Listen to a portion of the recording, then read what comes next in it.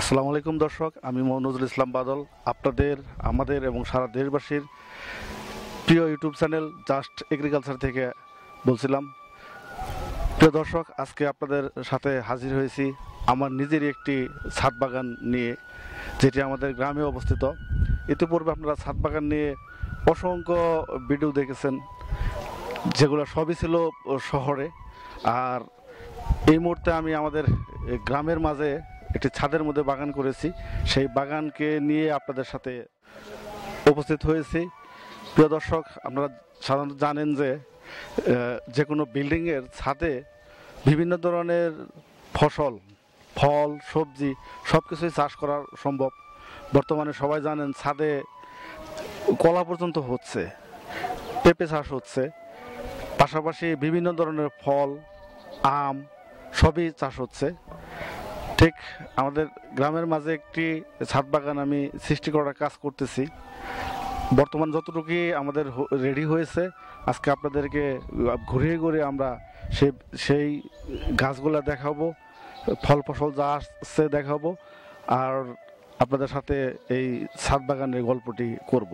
চলুন দর্শক। প্রিয় দর্শক, আমাদের ছাদ বাগানে এই মুহূর্তে কি কি গাছ রয়েছে সেই গাছগুলোর সাথে আপনাদেরকে পরিচিত করে দেব। প্রথমে রয়েছে একটি ফুল গাছ, যে ফুল গাছটির নাম হলো বেলি ফুল। আপনারা জানেন বেলি ফুল খুবই সুগন্ধি ছড়ায় এবং যখন অনেক ফুল ফুটে দেখতে খুব সুন্দর লাগে। এরপরে আমরা রেখেছি হল্যান্ডের অ্যালোভেরা। অ্যালোভেরা আমাদের অনেক উপকারী একটি গাছ। এই অ্যালোভেরা দিয়ে শরবত তৈরি করা যায়। আমরা বিশেষ করে বিভিন্ন কলমের ক্ষেত্রে এর জেলিটা ইউজ করি, যার জন্য আমরা বেশ কিছু চারা রেখেছি। এরপর দেখেন পাশে আমাদের ঢুমুর গাছ রয়েছে, অর্থাৎ 3 ফল। আমরা ছাদ বাগানে প্রচুর পরিমাণ ঢুমুর পেয়ে থাকি।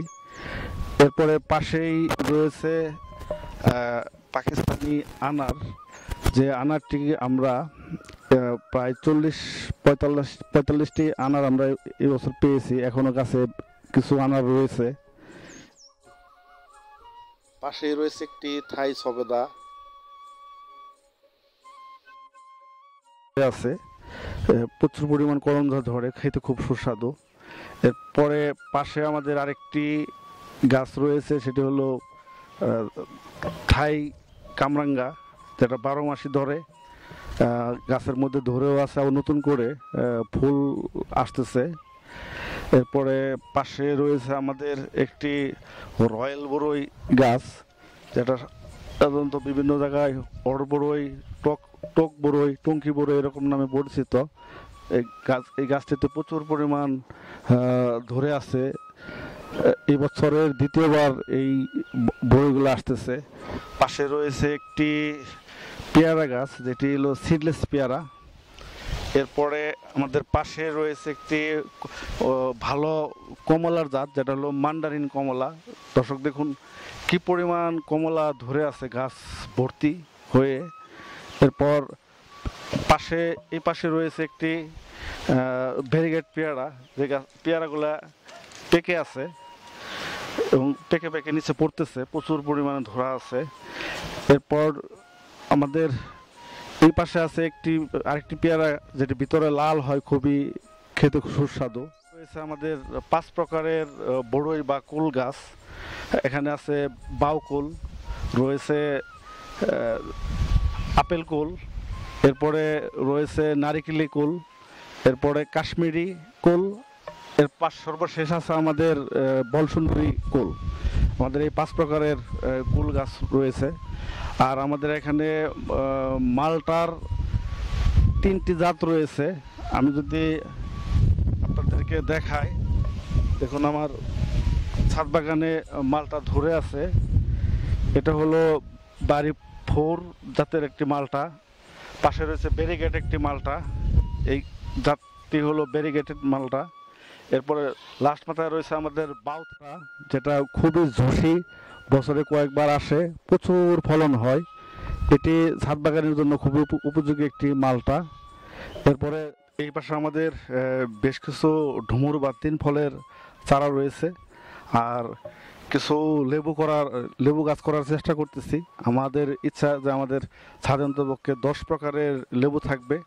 আমরা অন্য একটি জায়গাতে লেবু গাছগুলো রেডি করেছি, কিছুদিনের মধ্যে আমরা ছাদে উঠিয়ে নেব। সেটা প্রায় 10 জাতের লেবু। আর যখন সেগুলো যুক্ত হবে আপনাদেরকে আমরা আবার দেখাবো। একটি 3 ফলের জাত, যেটা হলো ব্যারিগেড 3 ফল। আর এটাকে মার্টিনাঙ্গা রিনামাইট বলে। এরপর পাশে আরেকটি 3 ফল রয়েছে, যেটি হলো পানাসি 3 ফল। এখন নতুন করে ফল আবার আসতেছে। এটি হলো পানাসি একটি 3 ফল।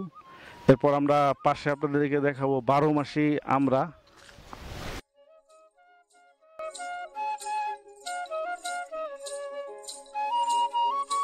বারোমাসি আমরা, এই যেমন আমরা এখানে বড় হচ্ছে, পাশে আবার নতুন করে কিন্তু আমরা আবার চলে আসতেছে।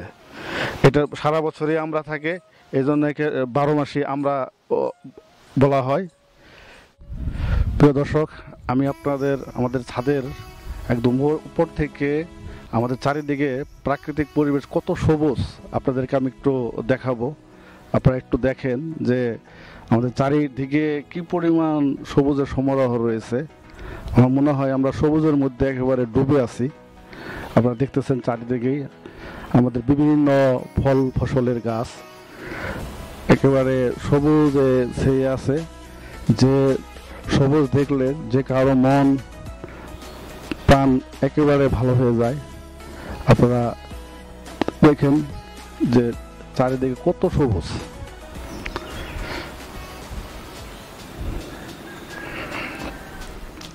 দর্শক, আমাদের গ্রামের একটি ছাদ বাগান আপনাদেরকে এতক্ষণ দেখাইলাম। আপনারা যারা ছাদ ফাঁকা রয়েছে অর্থাৎ খালি রয়েছে, সবাই চেষ্টা করবেন ছাদ বাগানকে এই বিভিন্ন ফল ফসলে সমৃদ্ধ করার জন্য। কারণ ছাদের মধ্যে আপনি বিভিন্ন ধরনের এই ফলগুলা বা সবজিগুলা করে একটা ফ্যামিলির চাহিদা সুন্দরভাবে পূরণ করা যায়। এখানে আরেকটি বিষয় বলে থাকি যে আপনার ছাদে যদি বেশ কিছু গাছ থাকে, তাহলে ছাদের নিচের যে রুমগুলো আছে সেগুলোর মধ্যে তাপমাত্রা অন্ততপক্ষে 2 ডিগ্রি কম থাকে। সেক্ষেত্রে দেখা যাচ্ছে গরমের পরিমাণটা অনেকটাই কম থাকে। দর্শক, আমরা যে ছাদ বাগানটা দেখলেন, এখানে আমরা প্রায় 60 প্রকারের ফল নিয়ে কাজ করার জন্য পরিকল্পনা রয়েছে। ইতিমধ্যে আমরা বেশ কিছু ফলের জাত কিন্তু আমরা সংগ্রহ করেছি। আর দর্শক, আপনাদের আমাদের যে প্রিয় ইউটিউব চ্যানেল জাস্ট এগ্রিকালচারকে সবাই সাবস্ক্রাইব করে পাশে থাকা বেল আইকনে বাজিয়ে দিবেন, যাতে করে আমাদের আরও অনেক সুন্দর সুন্দর কৃষি যে ভিডিওগুলো আমরা নিয়ে আসতেছি সেগুলো যেন আপনারা দেখতে পারেন। কারণ আমরা সত্য কৃষি নিয়ে কাজ করার জন্য চেষ্টা করতেছি, যাতে করে আমরা সারা দেশবাসী উপকৃত হই। তো দর্শক, আপনারা সবাই ভালো থাকবেন, আমাদের জন্য দোয়া করবেন। আসসালামু আলাইকুম।